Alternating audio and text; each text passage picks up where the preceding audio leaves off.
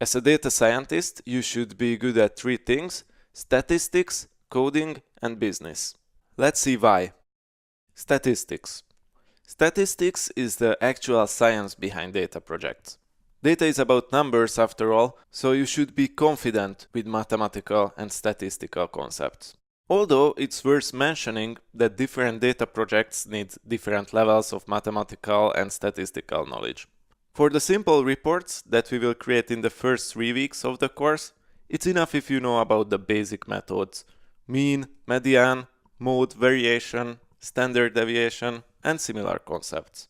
But if you are trying to do more advanced things, like creating a prediction, for instance, you will have to know more advanced statistical methods like regressions, decision trees, and so on. We will get back to those in the last week of the course. But just in general, statistics is really important. If you don't apply it right, your whole data project can be skewed. And presenting skewed analysis means wrong decisions based on wrong information.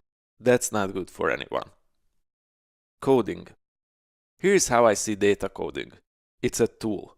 A tool that helps you access, manipulate, transform, and generally use your data. The three most well-known and widely used data languages are Python, R, and SQL. I think that a good data professional should also know and use Bash. Okay, and what about the point-and-click tools? Google Analytics, Mixpanel, Kissmetrics, RapidMiner, Excel, and so on. These are all great tools and you can use them even without any programming skills.